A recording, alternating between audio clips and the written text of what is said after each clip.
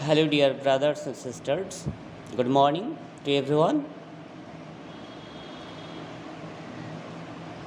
Today, I am going to read a text for those students or those brothers and sisters who are preparing for West Bengal School Service Commissioned classes 11 and 12.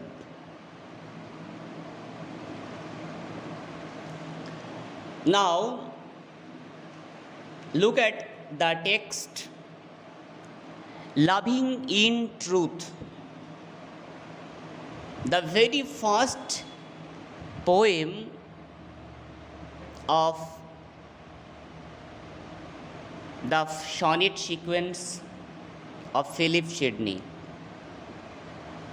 Loving in truth is a sonnet written by Philip Sidney in 1580s, but the date of publication is vague. Now, Philip Sidney, who belongs to the Elizabethan era and one of the love poets. Love is the central theme of the poem Loving in Truth. Philip Sidney loving in truth এই কবিতাটির মধ্যে দিয়ে তিনি তার প্রিয় যে প্রেমিকা বা beloved Penelope Devereux, daughter of Earl of Essex, তো ছোটোবেলায় তিনি যখন পেনেলোপি ছোট ছিল তখন ফিলিপ সিডনির সঙ্গে এবং পেনেলোপি ডেভেরক্সের সঙ্গে একটা বিট্রোড বা বাগদত্তা যেটা বলে, বিয়ের আগে যেমন আংটি পরানো বা কিছু একটা অ্যারেঞ্জমেন্ট হওয়া সেই রকম হয়েছিল এবং তাদের কথা হয়েছিল যে তারা যখন বড় হবে তখন তাদের মধ্যে অনুষ্ঠান করে হয়তো বিয়েটা হয়ে যাবে। কিন্তু কোনো কারণে ফিলিপ সিডনির সঙ্গে পেনেলোপির রাগারাগি হয় হয়তো। অনেক সময় দেখা যায় যে লাভার অ্যান্ড দ্য বিলাভেড, প্রেমিক এবং প্রেমিকা হয়তো যে কোনো কারণে ছোট্ট একটা ইস্যুকে কেন্দ্র করে হয়তো দেখা যাচ্ছে তাদের মধ্যে বিচ্ছিন্নতা ঘটে যায়, ব্রেকআপ হয়ে যায়। ঠিক সেই রকমই হয়েছিল হয়তো ফিলিপ সিডনির সঙ্গে পেনেলোপি ডেভেরক্সের। পেনেলোপি ডেভেরক্স হয়তো রাগী বা কোনো কারণে কথা বলেছিল না, বা হয়তো পেনেলোপি ডেভেরক্সের বাবা হয়তো তার সঙ্গে বিয়ে দিতে রাজি ছিল না। অবশেষে পেনেলোপি ডেভেরক্সের বিয়ে দিয়েছিলেন লর্ড রবার্ট রিচের সঙ্গে। রবার্ট রিচ বলে একজন ভদ্র হ্যান্ডসাম ভদ্রলোক ছিলেন, তার সঙ্গে দিয়েছিলেন বিয়েটা পেনেলোপি ডেভেরক্সের। এবার কবি এইখানে দেখাতে চাইছেন ফিলিপ সিডনি যে দুজন দুজনকে যখন একে অপরে ভালোবাসে, যখন লাভার অ্যান্ড বিলাভেড একে অপরকে ভালোবাসে, তাদের ভালোবাসাটা হচ্ছে pure. It is an inborn love which already was born in their hearts. তাহলে একে অপরকে যেহেতু তারা মেনে নিয়েছিল, সত্যের গভীর থেকে তাদের ভালোবাসাটা এসেছিল।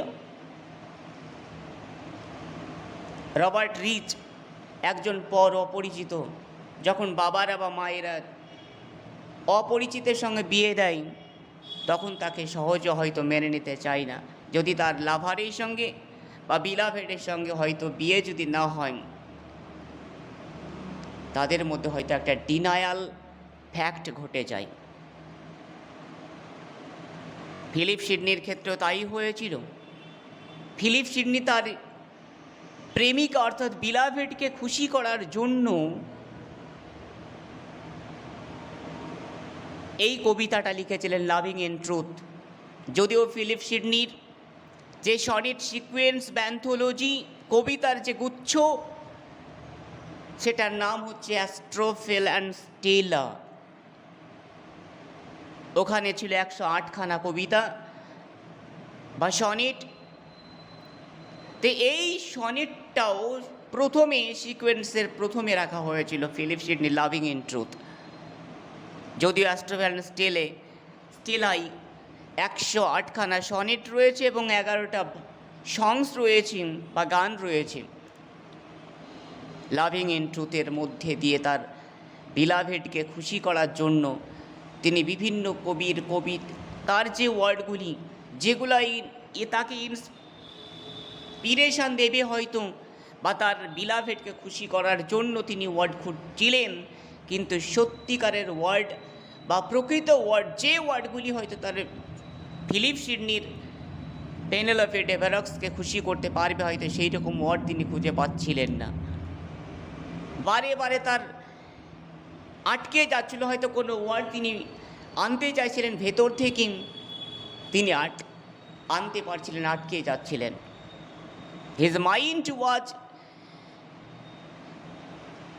Full of a pregnant woman, just as a pregnant woman was or feels or is felt a bitter pain when she gives birth a child. Likewise, Philip Sidney felt a bitter compulsion, a bitter pain in his mind when the true words could not come out from his heart. Then he was beating his true pain again and again. Finally, the muse of words comes and told him to write words which is already in his heart. ঠিক আছে, তো আমরা যেটা Astrophel and Stella পাচ্ছি, সে Astrophel and Stella হচ্ছে কবিতা sequence বা কবিতার গুচ্ছ।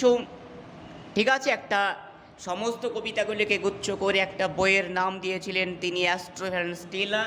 তো এখানে অ্যাস্ট্রোফিল, যদিও ওখানে অ্যাস্ট্রোফেল দেওয়া আছে, কিন্তু দুটো গ্রিক ওয়ার্ডের সমন্বিত ভাবে দুটো ওয়ার্ডকে নিয়ে কিন্তু অ্যাস্ট্রোফেল কথাটা লেখা হয়েছে। তো দুটো গ্রিক ওয়ার্ড কি কি? একটা হচ্ছে অ্যাস্টার এবং আর একটা হচ্ছে ফিল। অ্যাস্টার ফিল কিন্তু লেখা আছে অ্যাস্ট্রোফেল। আসলে গ্রিক ওয়ার্ডটা ওই যে দুটো ভাগ, অ্যাস্টার মানে স্টার এবং ফিল মানে হচ্ছে লাভার, অর্থাৎ স্টার লাভার। আর স্টেলা, এখানে অ্যাস্ট্রোফেল যদিও কবি নিজেই নাম ধারণ করেছেন অ্যাস্ট্রোফেল, তাহলে অ্যাস্ট্রোফেল মানে হচ্ছে স্টার লাভার, এবং স্টেলা মিনস ল্যাটিন ভাষায় স্টেলা মানে হচ্ছে স্টার, তাহলে স্টার লাভার। ঠিক আছে, নক্ষত্র প্রেমিক, যেমন মস, ওই যে গুটি পোকা আছে না, এক ধরনের, মস নয়, মথ বলে ওইগুলোকে।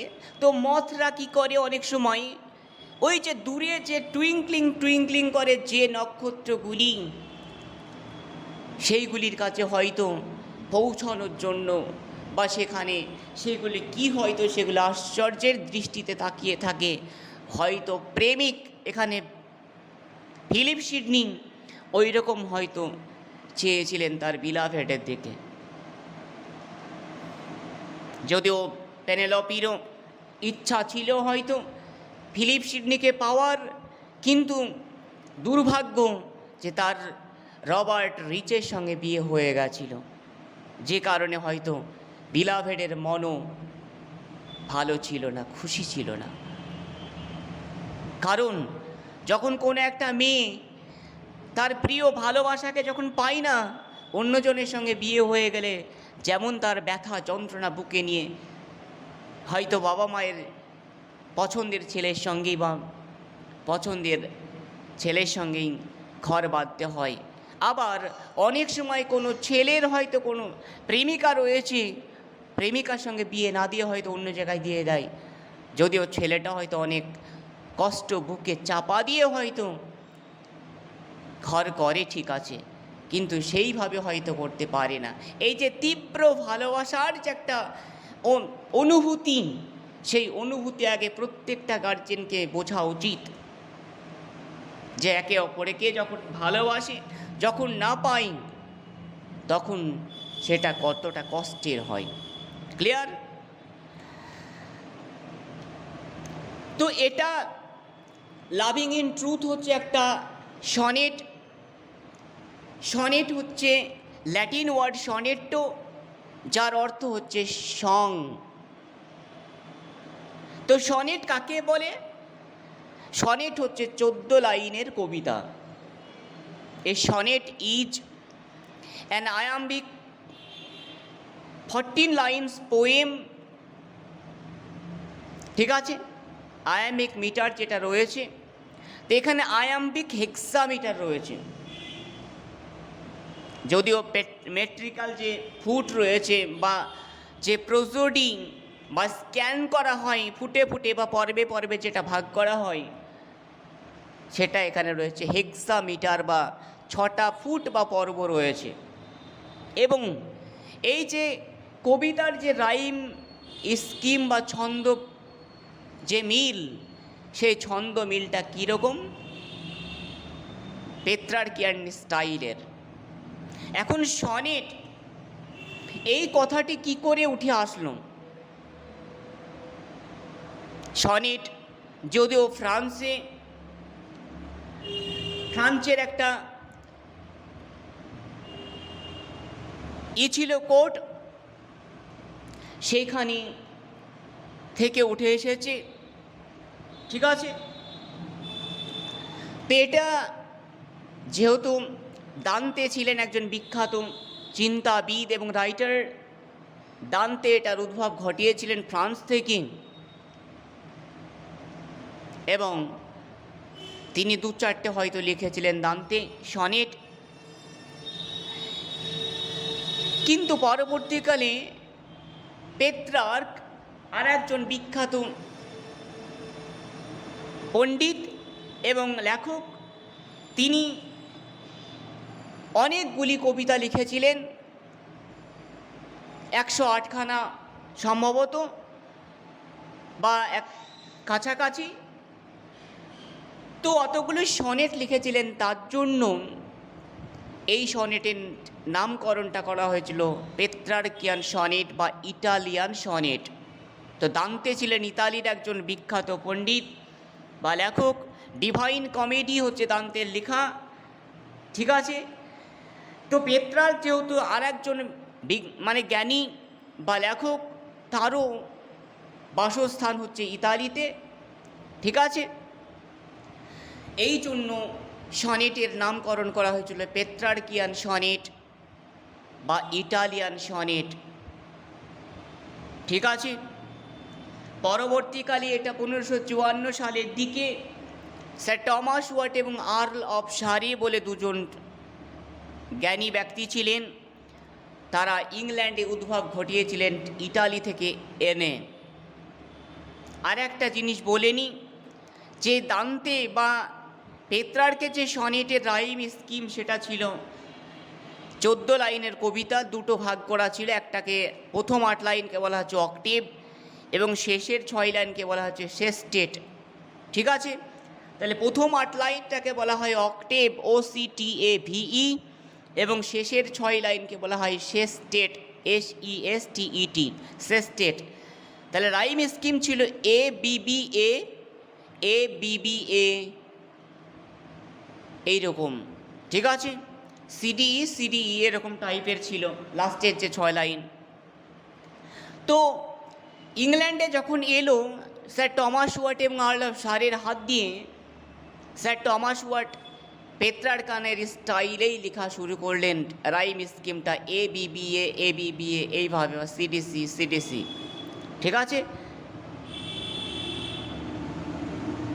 CDE এরকম। তাহলে পরবর্তীকালে আর্ল অফ সারে যে বুদ্ধিদীপ্ত ব্যক্তি বা রাইটার, তিনি দেখলেন যে একটা জিনিস যদি বারবার সেই জিনিসটাই তুলে ধরা হয়, তাহলে আমাদের যে রুচি, সেই রুচি কিন্তু অতটা নিতে চাই না। আজকে যদি কাউকে যদি প্রত্যেক দিনই বিরিয়ানি দেওয়া হয় খেতে, তাহলে হয়তো তার ভালো লাগবে না, মুখের যে টেস্ট বা রুচি সেটা হারিয়ে যাবে। সুতরাং সে ভ্যারাইটি চাই, অন্য রকম কিছু চাই, তাই না? Variety is the spice of life, যেমন জীবনের বিভিন্নতা চাই, একটু টক ঝাল মিষ্টি সব কিছু চাই, তেমনি ওখানকার মানুষও হয়তো আরেকটু কিছু মডিফাই করে কিছু চাইছিলেন। তাই আর্ল অফ সারে ওই 14 লাইনকে ভেঙে 3 কোয়াট্রিন অ্যান্ড এ ফাইনাল কাপলেট করেছিলেন, অর্থাৎ 12 লাইন, 4 লাইন করে 3টে স্ট্যাঞ্জা করেছিলেন, এবং 2টো লাইন থাকতো শেষে, যেটাকে ফাইনাল কাপলেট বা কনক্লুডিং কাপলেট বলা হচ্ছে।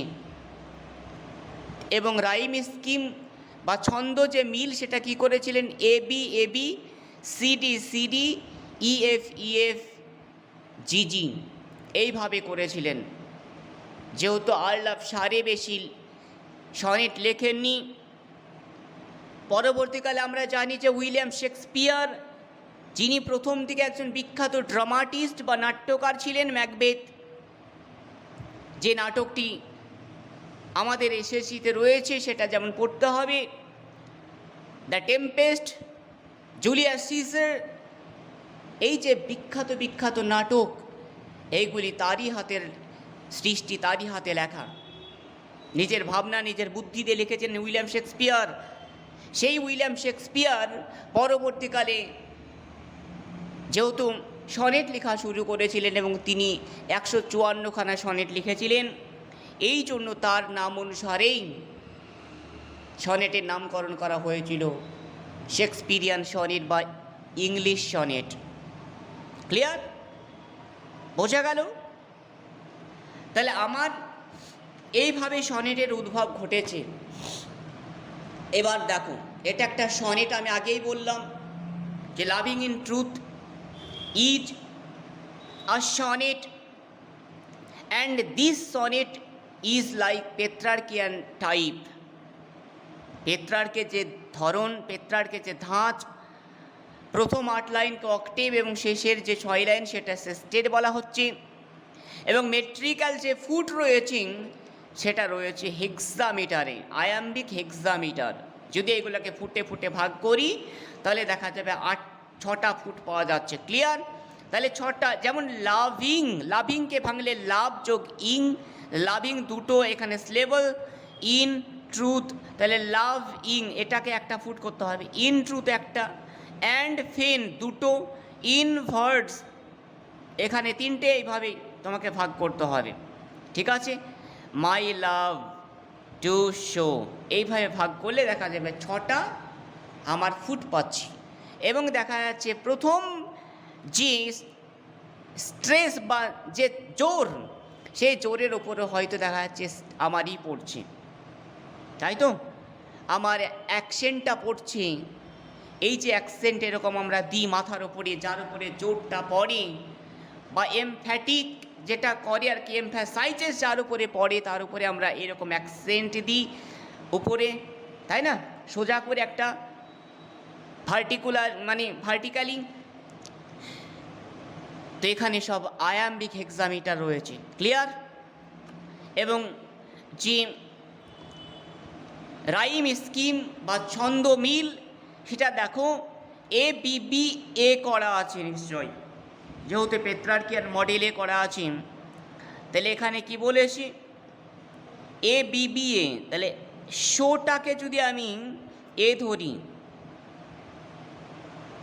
কিন্তু তা তো হচ্ছে না, এখানে শো এর সঙ্গে নোয়ের মিল আছে, তাহলে এ বি, আবার এ হচ্ছে, আবার পেনের সঙ্গে অব টেন, তাহলে দুটো এখানে সিলেবল আছে অব আর টেন, তাহলে 10 লাস্ট সিলেবলটা ধরতে হবে, 10-এর সঙ্গে পেনের মিল আছে। তাহলে আমার যেখানে রাইম স্কিমটা পাচ্ছি বা ছন্দ মিলটা সেটা হচ্ছে ABAB, ক্লিয়ার। তাহলে আমার শেক্সপিরিয়ান যে রাইম স্কিম সেটা আমরা পাচ্ছি, বা ইংলিশ রাইম স্কিম যেটা আছে সেটা পেলাম এখানে। তারপরে কি বলেছে, ও এর সঙ্গে ফ্লোর মিল আছে, তাই তো। আবার শার্টেন, এন্টার টেন, 3টে সিলেবল আছে, তাহলে 10-এর সঙ্গে ব্রেনের মিল আছে, তাহলে ABAB আসছে, তার মানে ইংলিশ রাইম স্কিমের মতো হচ্ছে, ক্লিয়ার।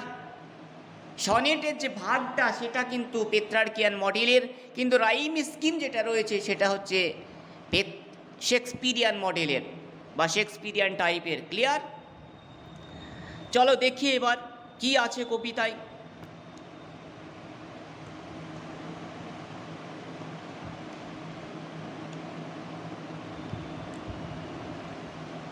দেখা যাচ্ছে,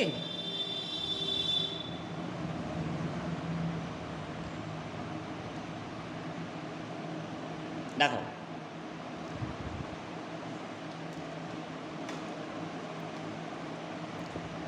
loving in truth and fain inverts my love to show, loving in truth, প্রেমের মধ্যেই সত্যতা, তাই তো। অ্যান্ড ফেন ইনভার্টস, ভার্সটা হচ্ছে ফেন, ভার্সটা হচ্ছে পেল, এখানে মাই লাভ টু শো, এখানে যে অম্লান যে ভার্স আমি যেটা লেখার চেষ্টা করছি, I try to write this verse but I can not find an appropriate word to console my beloved's painful heart. আমি আমার ভালোবাসার যে গভীরতা, ডেপথ অফ মাই লাভ, আমি সেটা দেখাতে চাইছি এই ভার্সের মধ্যে দিয়ে আমার বিলাভেডকে। হয়তো আমার বিলাভেড যেহেতু শিক্ষিত, সে হয়তো এই কবিতাটির লাইনগুলো হয়তো পড়বে এবং সে হয়তো বুঝবে, আহারে আমার প্রতি তার লাভের যে গভীরতা সেটা কত না ছিল, অর্থাৎ কত না বেশি না ছিল। যদি এই কথাটি মনে করি তার বিলাভেড একটুখানি সান্ত্বনা পায়। এই জন্য কবি লাভিং ইন ট্রুথ এই কবিতাটার মধ্যে দিয়ে তার মনের যে গভীর থেকে উঠে আসা যে লাভ বা প্রেম, তার গভীরতা জানাতে চাইছিলেন তার বিলাভেডকে। দ্যাট শি, ডিয়ার শি, ব্র্যাকেটে আবার দিয়েছে দ্যাট শি।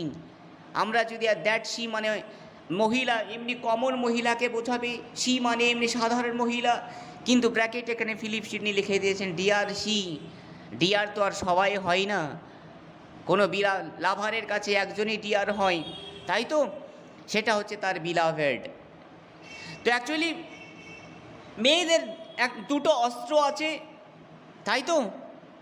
ছেলেরা কিন্তু এমনি হ্যান্ডসাম বা এমনি ভালো, কিন্তু মেয়েরাও ভালো, কিন্তু ছেলেরা কিন্তু তাদের কষ্ট দেখাতে পারে না, কিন্তু মেয়েরা তাদের দুটো অস্ত্রের দ্বারাই কিন্তু ছেলেদেরকে কাবু করে দিতে পারে। অস্ত্র দুটো কি কি? একটা হচ্ছে আই ড্রপ আর একটা হচ্ছে এয়ার ড্রপ। এখন আই ড্রপ হয়তো দেখা যাচ্ছে গার্লফ্রেন্ড খুব ভুল করেছে, বড় বা আসতে দেরি করেছে, হয়তো লাভার বসে আছে, বিলাভেড আসতে অনেক দেরি করেছে, একটুখানি হয়তো চিচকাদুনির মতো কেঁদে দিল, আই ড্রপ বা চোখের জল পড়ে গেল, লাভার তাকে বলল ঠিক আছে ঠিক আছে আর কাঁদতে হবে না, মাফ করে দিল। এটা একটা দারুণ অস্ত্র মেয়েদের, যেটা আই ড্রপ, ঠিক আছে। আর এয়ার ড্রপ মানে কোন একটা ছেলেকে একটা মেয়ে মুগ্ধ করতে পারে তার এয়ার বা কানের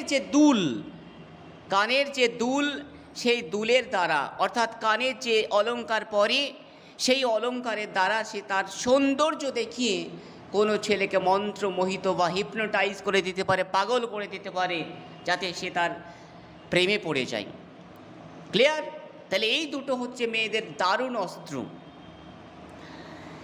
that she, dear she, might take some pleasure of my pain, say,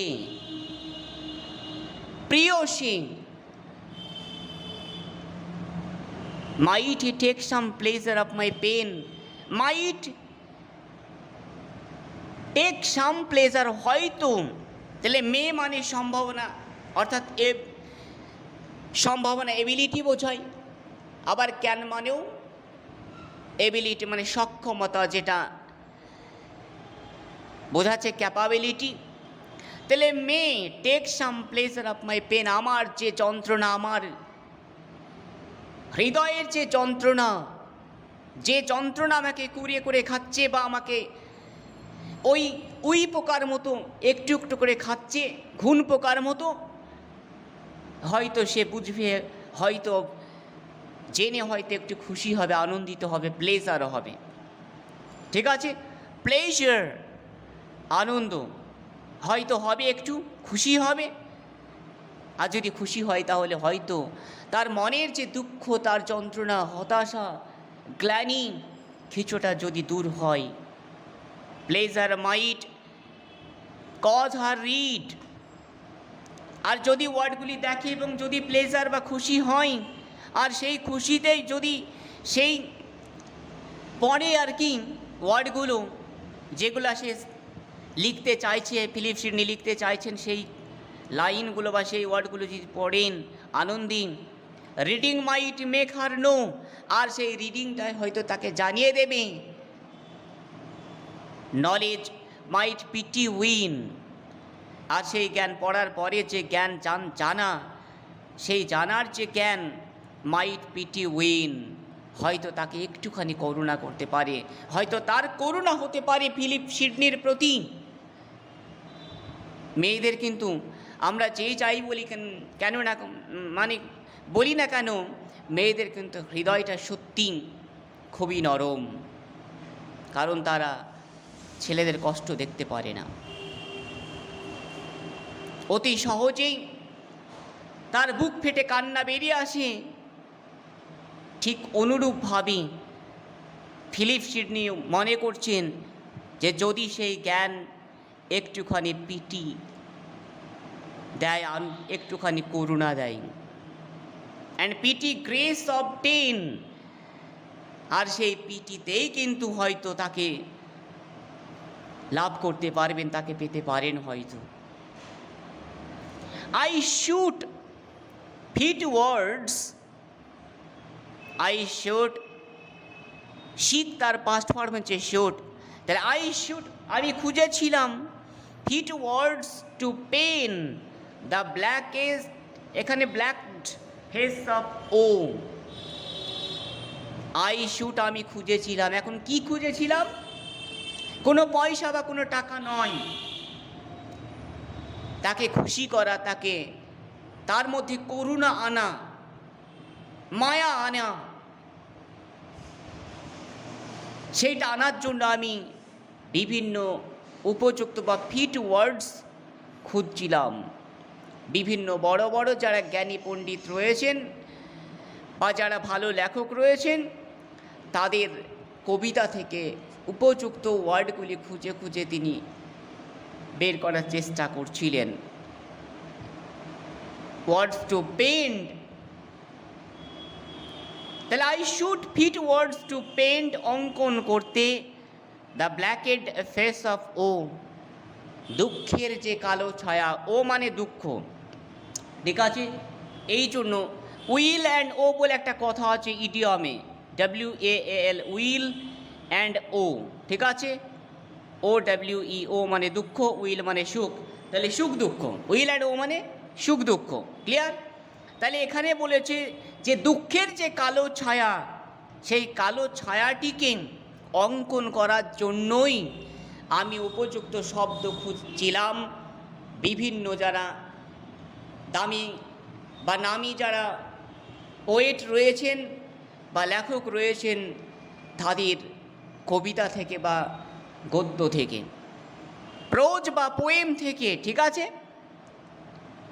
studying inventions, এখন স্টাডিং ইনভেনশনস ফাইন, তারপরে কি বলেছে, স্টাডিং ইনভেনশনস ফাইন, অর্থাৎ কোনো কিছু স্টাডি করে ইনভেনশন করা আর ক্রিয়েশন দুটো আলাদা জিনিস। ক্রিয়েশন মানে সৃষ্টিকর্তা যেটা সৃষ্টি করেন সেটা হচ্ছে ক্রিয়েশন, আর মানুষ যেটা কোনো কিছু আবিষ্কার করছে সেটাকে বলা হয় ইনভেনশন। আর ডিসকভার মানে কোন একটা প্লেস আবিষ্কার করা, কোন একটা ল্যান্ড আবিষ্কার করা, যেমন ভাস্কো ডা গামা এসেছিলেন, তাই তো। তারপরে যারা বিভিন্ন জায়গা, ওই যে রেড ইন্ডিয়ান নাম দিয়েছিলেন, তাই তো। এই যে আবিষ্কার আমেরিকা আবিষ্কার করেছিলেন, তাই তো। তাহলে এই যে আবিষ্কার, এইগুলোকে বলা হয় ডিসকভার, কোনো কিছু ল্যান্ড উদ্ধার করা, আবিষ্কার করা, সেইগুলোকে বলা হয় ডিসকভারি, ঠিক আছে। আর ইনভেনশন মানে হচ্ছে, যেমন আমাদের APJ আবুল কালাম আজাদ জি বিজ্ঞানী, যে সায়েন্টিস্ট, তিনি যেমন পারমাণবিক বোমা তৈরি করেছিলেন বা মিসাইল ম্যান বলা হয় যাকে, তো ওই রকম কিছু সৃষ্টি করাকে বলা হয় ইনভেনশন। বা কোনো যন্ত্র বা কোনো মেশিন, যেমন জগদীশচন্দ্র আবিষ্কার করেছিলেন উদ্ভিদেরও প্রাণ আছে এটা দেখার জন্য, সেইগুলাকে বলা হয় ইনভেনশন, ক্লিয়ার। তাহলে স্টাডিং ইনভেনশনস, স্টাডি করে আবিষ্কার করা, সৃষ্টি করা, এটা সুন্দর, মানে ফাইন। ফাইন আর ফাইনেস্ট কিন্তু বলেনি, ফাইন মানে এক ধরনের ভালো। হার রিডস টু এন্টারটেন, অর্থাৎ রিডস মানে এই যে রাইটিংসটা, এই রাইটিংসগুলো দেখে হয়তো সে এন্টারটেন করতে পারে, চিত্ত আকর্ষিত হতে পারে, প্লেফুল হতে পারে, আনন্দিত হতে পারে। কিন্তু এখানে পরের লাইনে বলছে, after turning others' leaves to seen if thence would flow some fresh and fruitful showers upon my sunburned brain, sunburned brain। তাহলে এখানে বলেছে যে স্টাডি করে উদ্ধার করি আমি তার যে ব্ল্যাকেস্ট ফেস অফ, ও দুঃখের যে কালো ছায়া, সেটা আমি অঙ্কন করি, করতে চাই, এবং তাকে কিছুটা আনন্দিত করতে চাই, খুশি করতে চাই।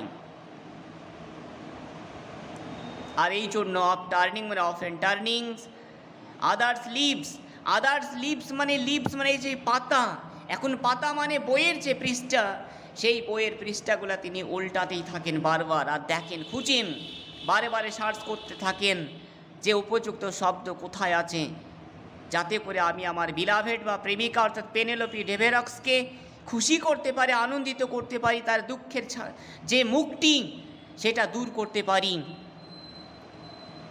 তার জন্যে উপযুক্ত শব্দ খুঁজে বেড়াচ্ছিলেন। বিভিন্ন রাইটারের যে পোয়েম বা প্রোজ রয়েছে, বিশেষ করে পোয়েম, সেগুলো তিনি খুঁজছিলেন। To see if thence would flow some fresh and fruitful showers, আর সেইগুলো খুঁজে যদি পান, তাহলে হয়তো তিনি তার বিলাভেডকে খুশি করতে পারবেন।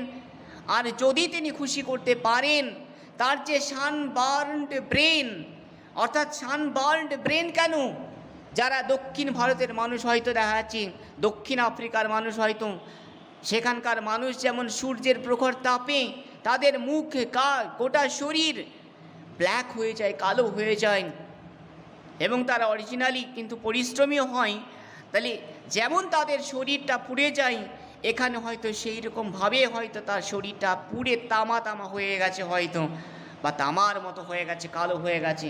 এখন যদি উপযুক্ত শব্দগুলি খুঁজে পান, তাহলে হয়তো তিনি তার সেই সানবার্ন অর্থাৎ সূর্যে পোড়া সেই শরীরটাকে হয়তো একটু শাওয়ারে ভিজিয়ে নিয়ে একটু ফ্রেশ হতে পারবেন। কিন্তু দুঃখের বিষয়, তিনি কোনো উপযুক্ত শব্দ খুঁজে পাচ্ছিলেন না। Some fresh and fruitful showers upon my sunburnt brain, but words come halting forth, wanting invention's stay, invention nature's child, fled step dame studied blows। এখানে বলেছি বাট, কিন্তু সানবার্ন ব্রেনটাকে আমি কিছুতেই সিক্ত করতে পারছিলাম না, ভেজাতে পারছিলাম না। কী জন্য? যেহেতু আমি উপযুক্ত শব্দ, ফিটফুল ওয়ার্ডস খুঁজে পাচ্ছিলাম না, এই জন্য।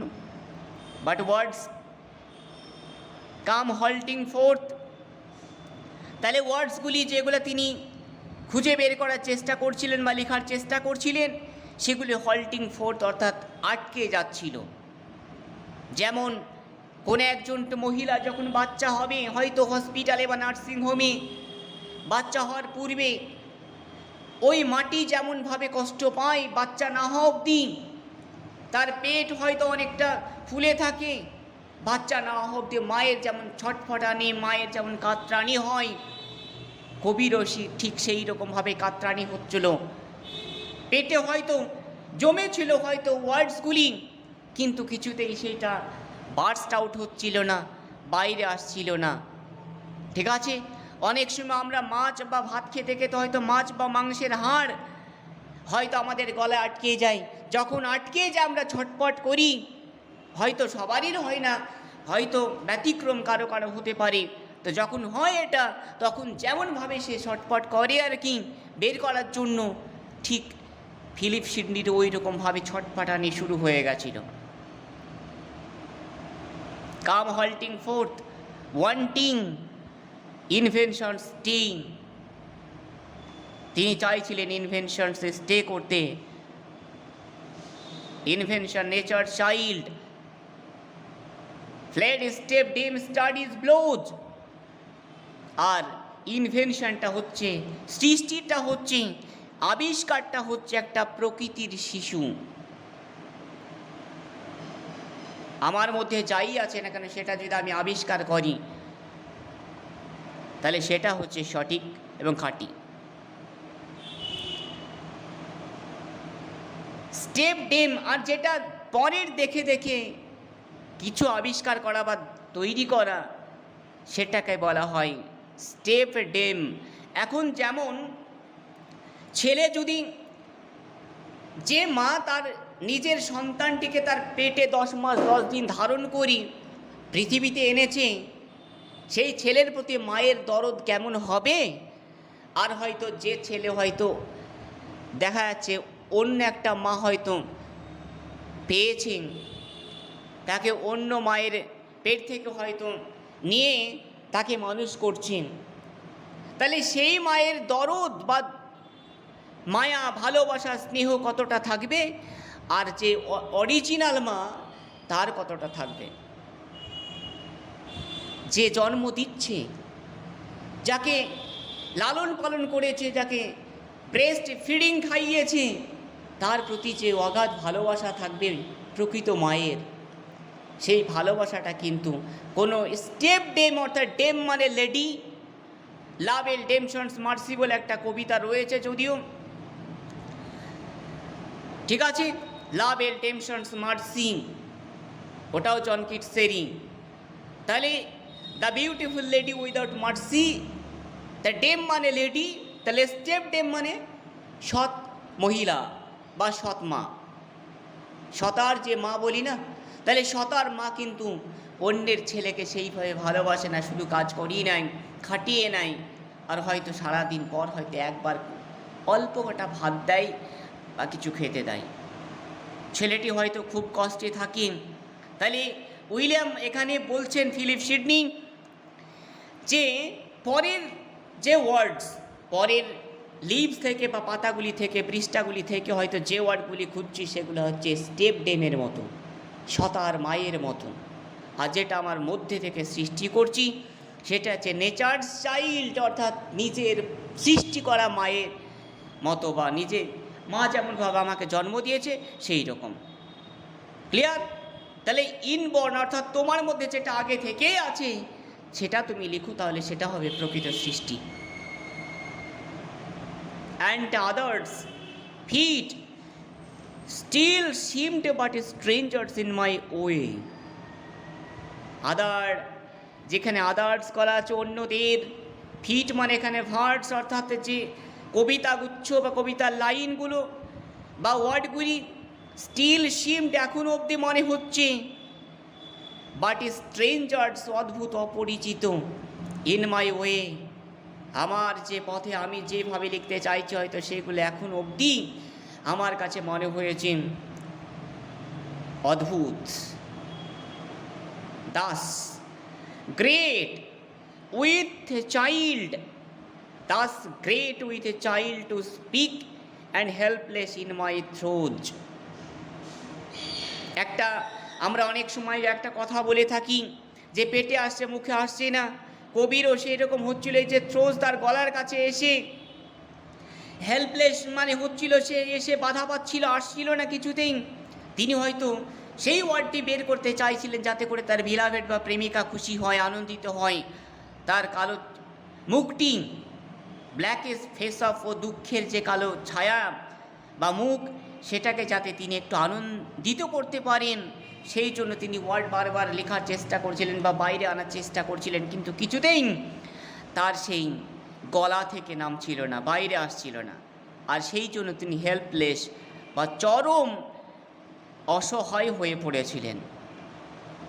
যখন অসহায় হয়ে পড়ছিলেন, বারবার যে ট্রু অ্যান্ড পেন সেটা বাইটিং করছিলেন, যেমন কোনো যে উড কাটার মানে রয়েছে,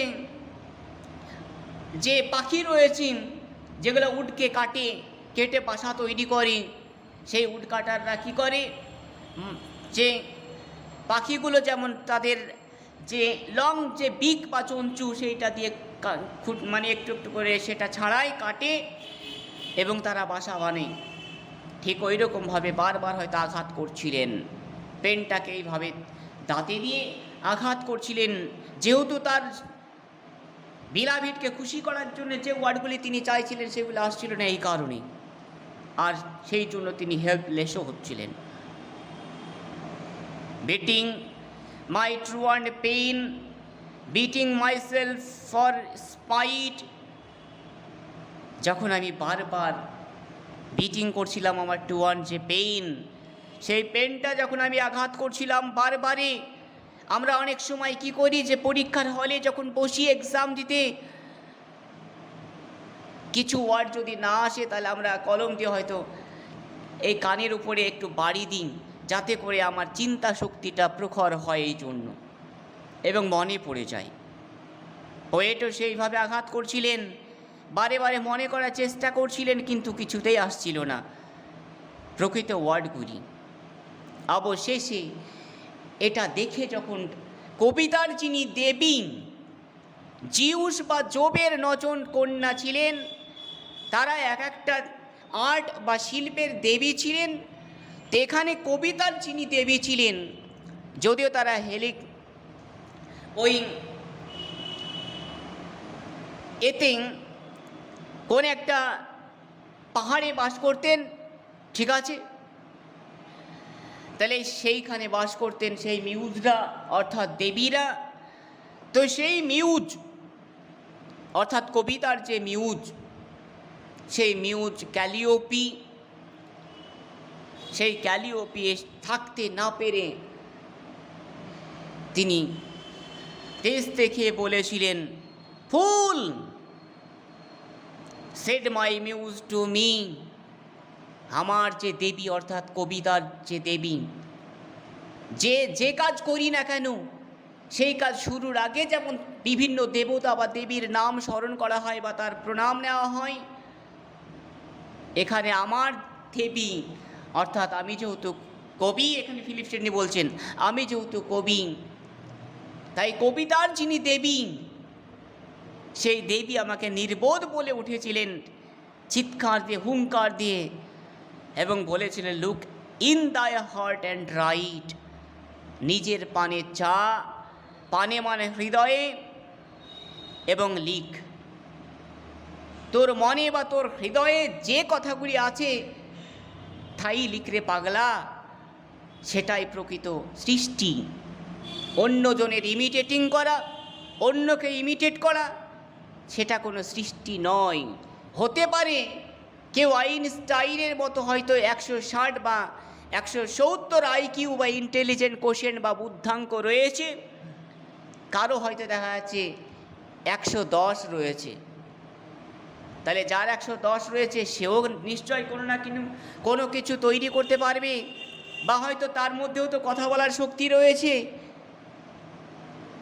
যে আইনস্টাইন বা যার আইকিউ 170 বা 160 রয়েছেন তারা হয়তো বেশি ট্যালেন্টেড বা তাদের সৃষ্টির যে শক্তি সেটা প্রখর, এটা মানছি। কিন্তু যার আইকিউ বা ইন্টেলিজেন্ট কোশেন্ট বা বুদ্ধাঙ্ক কম আছে হয়তো, সেও কিন্তু কিছু কথা বলতে পারে তার নিজের প্রচেষ্টায়। তাহলে নিজের প্রচেষ্টায় যা কিছু বলুক না কেন, যা কিছু লিখুক না কেন, সেটাই হচ্ছে তার প্রকৃত সৃষ্টি। আমি যাই পারি না কেন, আমি আজকে হয়তো পড়াচ্ছি, আমি দেখিনি বা বিভিন্ন যে টেক্সট অর্থাৎ সেই টেক্সটগুলি আমি হয়তো আর পাচ্ছি না, হয়তো আমার কাছে তেমন মেটেরিয়ালস নেই তোমাদেরকে পড়ানোর জন্য, লাভিং ইন ট্রুথ এই কবিতাটি পড়ার জন্য। কোনো রেফারেন্সিয়াল যে বইগুলো, রেফারেন্স বই, সেগুলো আমার কাছে তেমন নেই। হয়তো যদি থাকতো তাহলে আমি হয়তো আরও একটু বেশি ভালো করে পড়াতে পারতাম। তাহলে আমি যতটা পারছি এটাই আমার হচ্ছে প্রকৃত ট্যালেন্ট। ঠিক আছে, তুমি যতটাই পারছো তোমার সেটা প্রকৃত ট্যালেন্ট। ক্লিয়ার? বোঝা গেল? তাই এই হচ্ছে কবিতা। যদি ভালো লাগে তাহলে সবাই লাইক, শেয়ার, কমেন্ট এবং সাবস্ক্রাইব করে নেবে এবং বন্ধুদের সঙ্গে শেয়ার করবে। আর একটা জিনিস, মানুষ কথা বলার সময় হয়তো অনেকেই হয়তো ভুল করেন, আমিও মানুষ, আমিও ভুল করতে পারি। যদি ভুল করে থাকি তাহলে আপনারা বা তোমরা দাদা বা ভাই হিসাবে আমাকে মাফ করে দেবে। কারণ পড়াতে গিয়ে হয়তো দেখা যাচ্ছে কোনো লাইন বিচ্ছিন্ন হয়ে যায়, কোনো মানে হয়তো মিস্টেক হয়ে যায়, বা কোনো কথা হয়তো বলতে গিয়ে ভুল হয়, যে কারণে অনেকে হয়তো অনেক কিছু বলে থাকে। তার জন্য আমি আগে থেকে অ্যাপোলোজাইজ করছি, ক্ষমা চাইছি সবার কাছে। যদি ভুল ত্রুটি হয় তাহলে, যদি আপনারা বড় হয়ে থাকেন তাহলে ভাই হিসাবে আমাকে ক্ষমা করবেন। আর যদি দেখা যাচ্ছে গ্র্যাজুয়েশন পাস করলেন বা সবেমাত্র মাস্টার ডিগ্রি এই 2020-তে পাস করলেন, আমি মাস্টার ডিগ্রি 2018-তে পাস করেছি, তো যারা আমার যদি ছোট হও বা 2018 পর্যন্ত যারা পাস করেছো সবাই আমার বন্ধু বা বান্ধবী, তো যাই হোক তোমরা সবাই বা আপনারা সবাই আমাকে নিজ মনে ক্ষমা করে দেবেন। সবাইকে ধন্যবাদ। সবাই সুস্থ থাকবেন, ভালো থাকবেন এবং নিরাপদে থাকুন।